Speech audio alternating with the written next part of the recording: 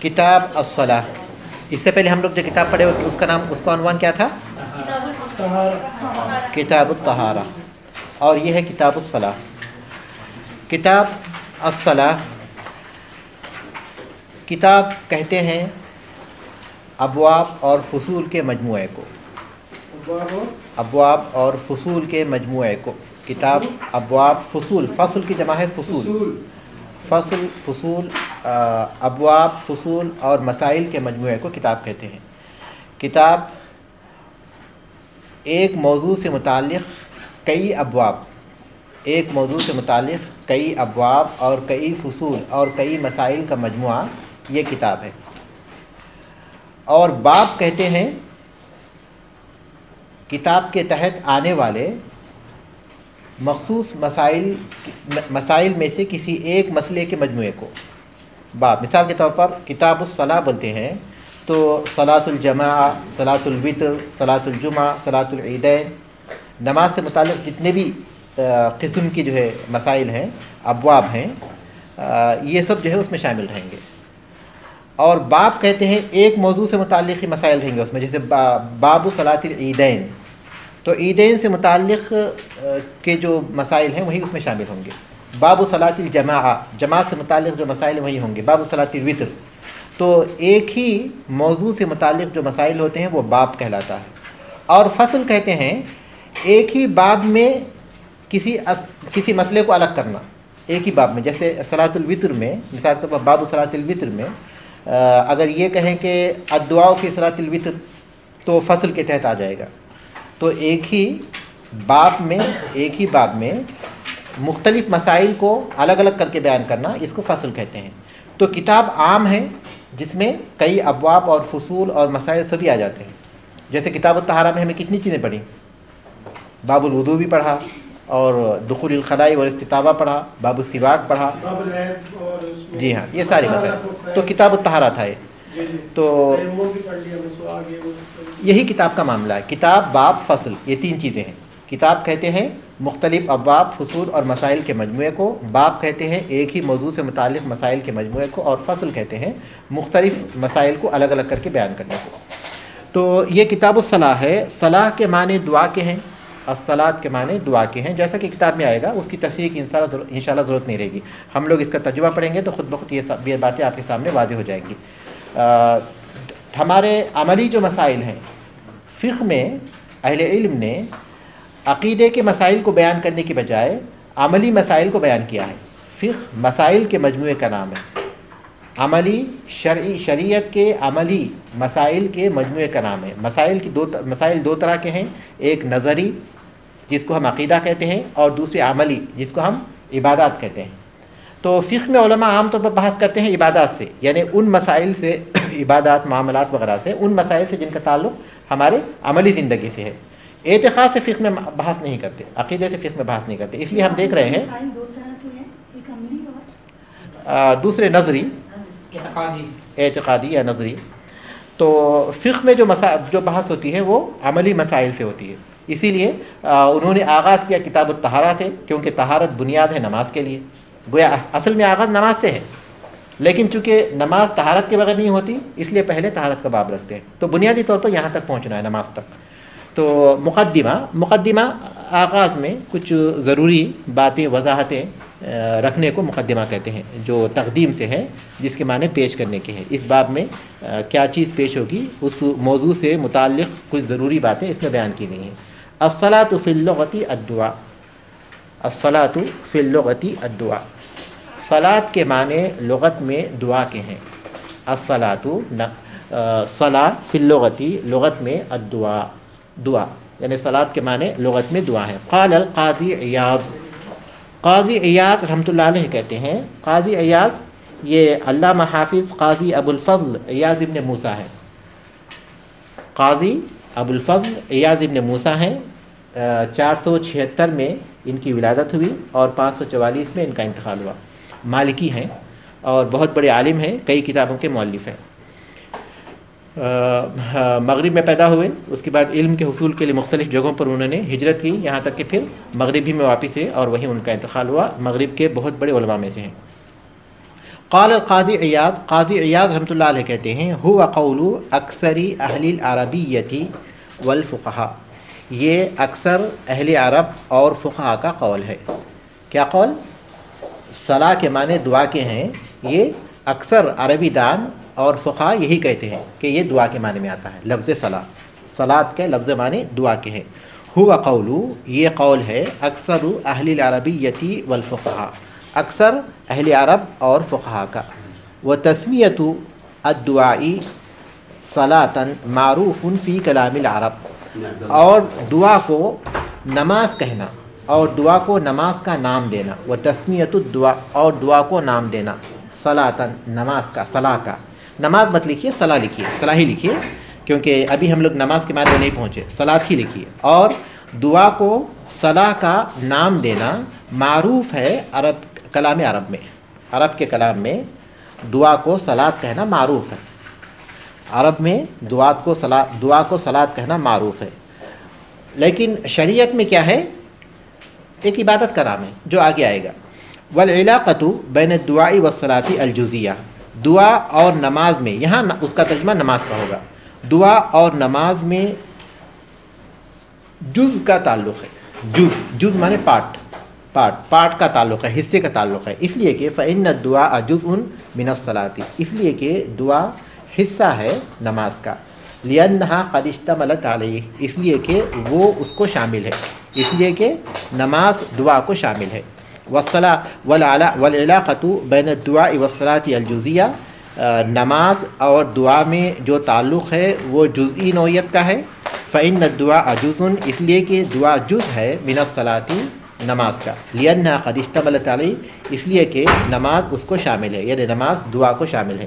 اس کا مفہوم یہ ہوا کہ لغت میں صلاح کے لفظی، صلاح کے معنی دعا کے ہیں، دعا کے ہیں، لیکن شریعت میں صلاح خاص عبادت کو کہتے ہیں، تو شریعت میں خاص عبادت کا نام صلاح کیوں رکھا گیا؟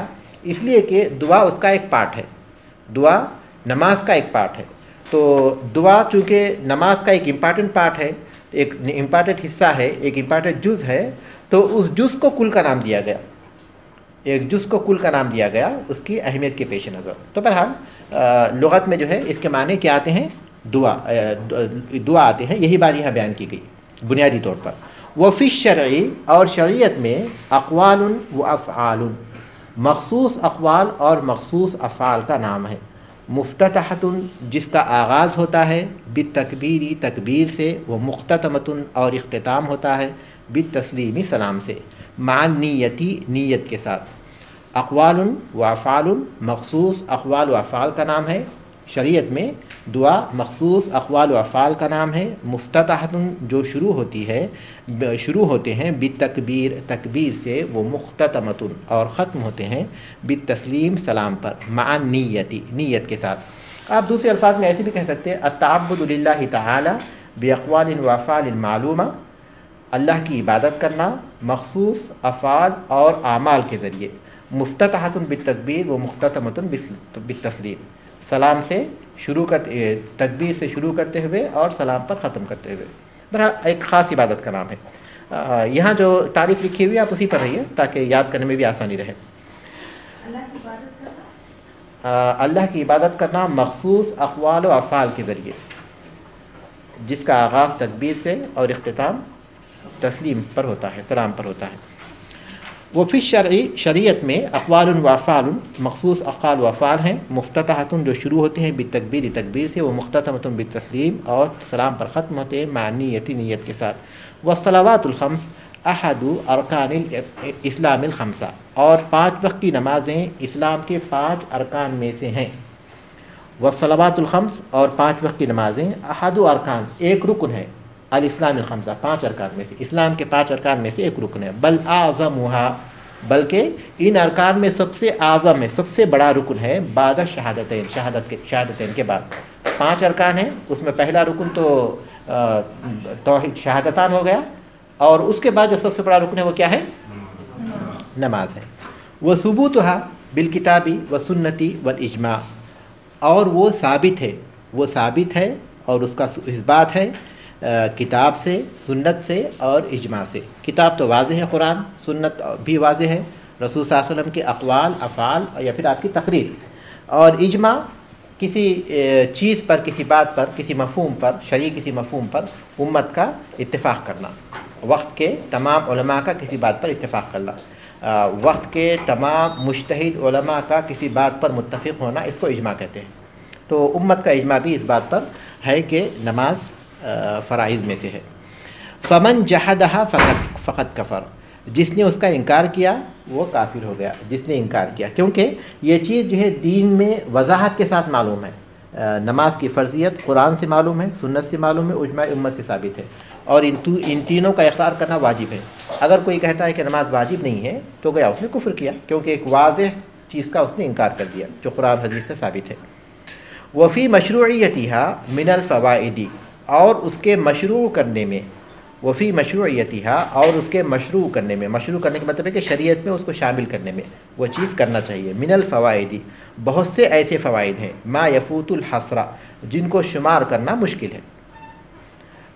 من الوجہۃ الدینیہ، دینی طور پر بھی، والدنیویہ، اور دنیاوی طور پر، دینی اور دنیاوی دونوں طور پر، والصحیۃ والاجتماعیہ، اور صحت اور اجتماعیت کے اعتبار سے بھی، صحت اور اجتماعیت کے اعتبار سے بھی، والسیاسیہ والنظامیہ، اور سیاسی اور انتظامی طور پر بھی، نظم و ضبط، ڈسپلن جس کو ہم کہتے ہیں. بہت سے فوائد ہیں جن کو شمار نہیں کیا جا سکتا، دینی اور دنیاوی، اور صحت اور اجتماعی، اور سیاسی اور انتظامی لحاظ سے. دینی فائدہ جیسا کہ واضح ہے، یہ گناہوں کی مغفرت کا ذریعہ ہے اور جنت میں داخل ہونے کا ذریعہ ہے. دنیاوی فائدہ ہم لوگ جانتے ہیں، دنیاوی فائدہ بھی اس میں بہت سے ہیں. جیسے دنیاوی فائدوں کی ہم تشریح ہم یہ سمجھ سکتے ہیں کہ صحت کے لحاظ سے مفید ہے، اور پھر ہماری اجتماعیت کو مضبوط کرنے والا اتفاق و اتحاد. مسلمان جمع ہوتے ہیں ایک ساتھ مسجد میں، پھر ایک وقت میں جو ہے اس کو ادا کرتے ہیں.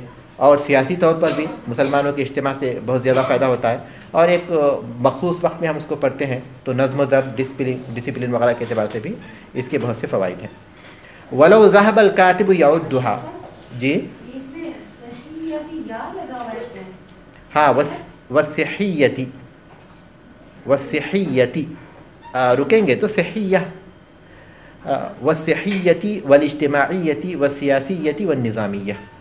وَلَوْ ذَهَبَ الْكَاتِبُ يَعُدُّهَا، اگر کوئی لکھنے والا اسے شمار کرنا چاہے، شمار کرنا شروع کرے، عدن، ایک ایک کر کے، لَطَالَ عَلَيْهِ الْكَلَامُ، تو کلام بہت طویل ہو جائے گا. وَلَوْ ذَهَبَ الْكَاتِبُ يَعُدُّهَا، اور اگر کوئی لکھنے والا انہیں شمار کرنے لگے، جو فوائد ہیں انہیں شمار کرنے لگے، عدن، ایک ایک کر کے، لَطَالَ عَلَيْهِ الْكَلَامُ، تو کلام بہت طویل ہو جائے گا. واللہ سبحانہ وتعالی احکم الحاکمین، اللہ سبحانہ وتعالی جو احکم الحاکمین ہے. احکم الحاکمین یعنی تمام فیصلہ کرنے والوں میں سب سے بہتر فیصلہ کرنے والا اللہ تبارک تعالیٰ ہے.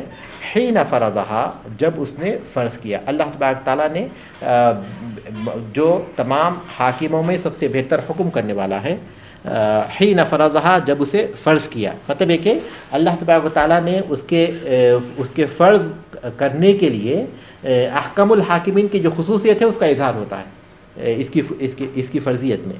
فبقیامها قیام الدنیا والآخرہ، اس کے قائم رکھنے میں یا اس کے قائم کرنے میں دنیا اور آخرت کا قیام ہے. نماز کے قائم کرنے میں دنیا اور آخرت کا قیام ہے. واللہ سبحانہ وتعالی احکم الحاکمین، اللہ تبارک تعالیٰ احکم الحاکمین ہے. حین فرضہا، جب اس نے اسے فرض کیا. فبقیامها، پس اس کے قیام میں، قیام الدنیا والآخرہ، دنیا اور آخرت کا قیام ہے. یہ باقی ہے تو دنیا اور آخرت بھی باقی ہے، دنیا اور آخرت میں بھی کامیابی ہے.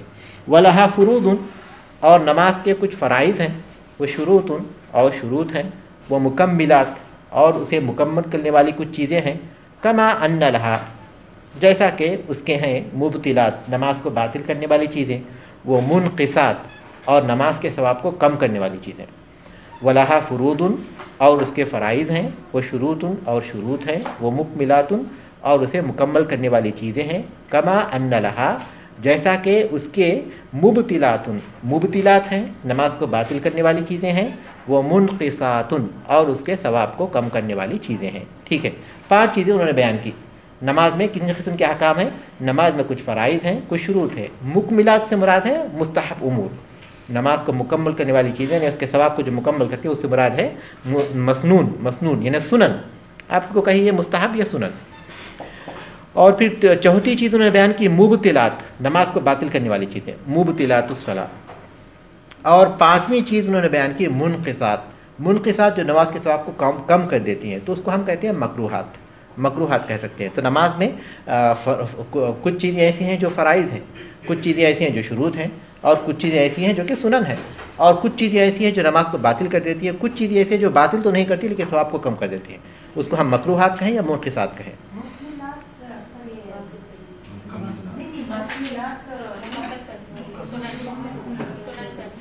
मुकमिलात, हाँ, जो नमाज के सवाब को मुकम्मल करती हैं। ठीक जी, मुनक़िसात से मुराद है मकरूहात, सवाब को कम करने वाली चीज़ें। ठीक है। फ़ुरूज़ क्या हैं? फ़ुरूज़ कहते हैं नमाज की उन चीज़ों को जो नमाज में ज़रूरी हैं, उनके बग़ैर नमाज नहीं होती। फ़ुरूज़ नमाज के उन ज़रूरी अक़वाल व अफ़आल को कहते हैं जिनके बग़ैर नमाज नहीं होती, और वो नमाज का पार्ट है, जैसा कि सूरतुल फातिहा पढ़ना, रुकू करना, सजदा करना। ठीक है। फ़ुरूज़ नमाज में उन चीज़ों को कहते हैं जो नमाज का लाज़िमी हिस्सा है, उनके बग़ैर नमाज नहीं होती। उनमें से कोई अगर छूट जाए तो नमाज नहीं होती, वो उनको फ़ुरूज़ कहते हैं। और शुरूत नमाज की फ़र्ज़ जो है नमाज का पार्ट है, नमाज में शामिल है। ठीक है। और शुरूत जो है नमाज से पहले कुछ काम हैं जिनको पूरा करना ज़रूरी है, उनके बग़ैर नमाज नहीं होती, और वो नमाज से पहले करने होते हैं लेकिन वो नमाज के आखिरी तक कायम रहते हैं। मिसाल के तौर पर काबे की तरफ रुख करके नमाज़ पढ़ना, या फिर वुदू करना, या फिर सत्रुल औरा, सत्र ढाकना, अपने बदन को ढाकना, तो ये नमाज के शुरूत में से है। नमाज पढ़ने से पहले वुदू करना ज़रूरी है, क़िबले की तरफ रुख करना ज़रूरी है, और फिर अपने सत्र को ढाकना ज़रूरी है, तो ये शुरूत में शामिल है। लेकिन ये नमाज के आखिरी तक रहेंगे। ऐसा नहीं कि अगर कोई नमाज़ पढ़ते पढ़ते अगर किसी का वुज़ू टूट गया तो फिर शुरूत ख़त्म हो गई, तो फिर उसकी नमाज भी बातिल हो गई। तो शुरूत जो है नमाज की वो चीज़ें हैं जो नमाज में ज़रूरी हैं लेकिन नमाज से पहले होती हैं और नमाज के ख़त्म होने तक बाकी रहती हैं। जबकि फ़र्ज़ जो है नमाज के साथ शुरू होती है, ज़रूरी है वो भी। फ़र्ज़ और शुरूत में फ़र्क ये है कि दोनों चीज़ें ज़रूरी हैं, शुरूत और फ़र्ज़ भी, लेकिन फ़ुरूज़ जो है नमाज का पार्ट है और नमाज के अंदर होती है। शुरूत जो है नमाज से पहले होती हैं और नमाज के आखिर तक रहती है। इसके साथ शुरूत के साथ हम क्या वाजिब लगाएंगे? फ़र्ज़ के साथ लगाएंगे। फ़र्ज़ है वह शुरूत शर्त है, हाँ, पहले शर्त है उसके बाद फ़र्ज़ है। शुरूत में भी तो वाजिबात होंगे। नहीं, शुरूत ही है, कोई और चीज़ नहीं होती उसमें कोई वाजिबात नहीं है। शुरूत का मतलब ये हुआ कि वो चीज़ें जिनका नमाज के लिए, वो चीज़ें जो नमाज के लिए ज़रूरी हैं, नमाज से पहले होती हैं, वो नमाज से पहले होती है, नमाज का पार्ट नहीं है वो, लेकिन नमाज में उसके बाद आखिरी तक रहती हैं, उनके बगैर नमाज नहीं होती। जैसे फ़र्ज़ के बगैर नमाज नहीं होती, लाजमी है। अच्छा, सुनन कहते हैं उन चीज़ों को जो नमाज में शामिल हैं, उनके बगैर नमाज हो जाती है लेकिन उनका एहतमाम करने की सूरत में नमाज का सवाब मुकम्मल होता है, बढ़ जाता है। मिसाल के तौर पर बोलिए कोई सुन्नत यानी बिस्मिल्लाह पढ़नी है सूरत फातिहा से पहले, वो सूरत अल-फातिहा से पहले बिस्मिल्लाह पढ़ना, या फिर आमीन कहना, या फिर रफ़े यदैन करना, 3 बार तस्बीह कहना, तकबीर के अलावा रफ़े यदैन करना, और एक बार से ज़ायद कहना सुबहान रब्बिल अज़ीम और सुबहान रब्बिल आला को, और फिर इसी तरह रब्बिग़फिर को। ये तमाम सुनन में आती है। 2 सजदों के दरमियान दुआ पढ़ना, 2 सजदों के दरमियान दुआ वाजिब है राजिह कौल के मुताबिक, रब्बिग़फिर एक मरतबा कहना। खुशू व खुज़ू नमाज के अरकान में से है, यानी इसको हम फ़ुरूज़ कहते हैं। फ़ुरूज़ का नाम रुकुन भी है, फ़र्ज़ का नाम नमाज के अरकान में से हो। एक सवाल शेख, जो आपने बताया शुरू का, तो देखिए आपने मतलब फ़र्ज़ और वाजिब के बारे में ये बताया, लेकिन देखिए अगर जैसा वुज़ू है कि अगर पानी नहीं है तो हम तयम्मुम कर लेते हैं, और अगर किबले की तरफ हमें पता नहीं लग रहा तो हम मतलब कहीं किसी तरफ भी पढ़ सकते हैं। और तीसरा सतर, मतलब सतर क्या और मतलब शर्म का, या सतर जितनी हमें हमारे पास इस्तिताअत है वो आएगा। सतर क्या है, मर्द के लिए क्या है, औरत के लिए क्या है। तो मतलब ये चीज़ शुरूत जो है ये फ़राइज़ नहीं है, फ़र्ज़ नहीं है, फ़र्ज़ नहीं है, बल्कि ये फ़र्ज़ जो है नमाज में वो चीज़ हमको पढ़ना या करना होती है, नमाज में पढ़ना या करना है, उसको हम फ़र्ज़ कहते हैं। सवालात मतलब ऐसे आते हैं वाजिब और फ़र्ज़ इस तरह आते हैं तो उसमें थोड़ी सी कंफ्यूजन हो जाती है, इस वजह से मैं वो मेरे ख्याल से फ़िक़्ह में बहुत ज़्यादा वाज़ेह हो जाएगा। अब हम लोग हदीस पढ़ रहे हैं, इसमें बहुत मुख्तसर तौर पर वो चीज़ें हैं, लेकिन जब हम फ़िक़्ह पढ़ेंगे, फ़िक़्ह में यही असबाब जब आएंगे ना तो बहुत ज़्यादा वजाहत के साथ वो बातें साफ़ हो जाएंगी, क्लियर हो जाएंगी इंशाअल्लाह। शुरू तो शेख होते ही वाजिब है, लाजिम जिसको कहते हैं। नहीं देखिए, फ़र्ज़ कहते हैं तो हो ही नहीं सकता। दोनों चीज़ों के बगैर नहीं हो सकता, फ़र्ज़ पे और शुरू दोनों के बगैर नहीं हो सकता। जैसे मिसाल तौर पर अगर कोई रुकू ना करे तो क्या उसकी नमाज़ हो सकती है? सजदा ना करे तो नमाज़ हो सकती है? नहीं हो सकती। बस फ़र्क सिर्फ इतना है कि शर्त नमाज से पहले होती है और फ़र्ज़ जो है नमाज में करने या कहने के तौर पर होती है, नमाज का पार्ट होती है। वैसे आप पहली बार इसको पढ़ रहे हैं, लेकिन इंशाअल्लाह जब फ़िक़्ह में आ जाएगा ना तो मज़ीद बात क्लियर हो जाएगी, तो सवालात भी दूर हो जाएंगे। उसके बाद मुबतिलात वो चीज़ें हैं जिनसे नमाज बातिल हो जाती है, जिनके करने की सूरत में इंसान की नमाज बातिल हो जाती है। मिसाल के तौर पर अगर कोई नमाज में बात करे या फिर नमाज में खाए या नमाज में पिए या हंसे तो नमाज बातिल हो जाती है। तो वो चीज़ें जो नमाज पढ़ना दोबारा पढ़ना पड़ेगा, बिल्कुल। तो ये मुबतिलात है। तो नमाज में कुछ चीज़ें वो हैं जो कि नमाज को बातिल कर देती है। और तीसरी चीज़ें मुनक़िसात हैं। नहीं, नमाज उसके लिए नमाज जो है सिर्फ नमाज से मुतालिक अक़वाल व अफ़ाल, इसीलिए देखिए अक़वाल व अफ़ाल मालूमा कहा गया। मखसूस अक़वाल व अफ़ाल वो जो नमाज में पढ़ने और नमाज में करने के काम हैं, नमाज में पढ़ने के अल्फाज हैं, वही है नमाज में। दूसरी कोई चीज़ नमाज से हटकर उसमें शामिल नहीं हो सकती। हाँ, नमाज में रहते हुए अगर आप मार सकते हैं तो मार सकते हैं, फिर नमाज कंटिन्यू कर सकते हैं, कोई बात नहीं, नमाज में इजाज़त है उसकी, नहीं टूटेगी। अगर जो है तो हदीस आगे आएंगी, क्योंकि वो मूजी है, जानवर जो है मूजी है, तो मूजी जानवर को नमाज की हालत में भी अगर नमाज पढ़ते पढ़ते उस हालत में भी अगर मारने की इंसान के पास वसअत है तो वो मार सकता है। उसमें जो हरकत करेगा, जाएगा आएगा, उसमें भी कोई बात नहीं, क्योंकि उसको इजाज़त दी गई उस हालत में भी उसको इजाज़त दी गई। यहाँ तक कि आजकल तो कहते हैं ना शेख, क्या मोबाइल पे वो उसको भी कॉल भी काट सकते हैं नमाज के दौरान, उससे भी नमाज नहीं टूटती। हाँ, वो बिल्कुल उसमें कोई हरज नहीं है, इल्ला है कि कॉल में बात नहीं कर सकते, वरना वो मुब्तिलात में आ जाएगा। कुछ लोग वो कॉल करके ऊंची ऊंची आवाज में तिलावत करना शुरू कर देता है, उसको पता लग जाए। नमाज से हटकर चीज़ें हैं, वो इशारे हैं नमाज से हटकर, तो वो उसमें नहीं मुनक़िसात हैं वो जो नमाज के सवाब को कम कर देती है। मकरूहात मिसाल के तौर पर नमाज में इंसान का जो है अपने सर को खुजाना या फिर अपने कपड़ों से खेलना, टाइम देखना ये वो चीज़ें, हाँ ये वो चीज़ें हैं जो इंसान के सवाब को कम कर देती है, मकरूह है। उसका दिमाग नमाज में ना रहना, यानी उसका दिमाग का हाजिर ना होना, खुशू के खिलाफ में वो चीज़ें हैं। तो ये चीज़ें तफसील के साथ हमारे पास फ़िक़्ह में आएंगी। देखिए नमाज में कितने फ़राइज़ हैं, नमाज में कितने शुरूत हैं, नमाज में कितने मकरूहात हैं, कितने सुनन हैं, और इसके अलावा नमाज में एक और चीज़ है वाजिब, जिसका उन्होंने जिक्र नहीं किया, और फिर नमाज में कितने मकरूहात हैं। ये सारी चीज़ें फ़िक़्ह का मौजू हैं जो तफसील के साथ एक के बाद एक आएंगी, कितनी कितनी हैं उन सब के साथ, उसकी बिल्कुल आप फ़िक्र मत कीजिए इंशाअल्लाह।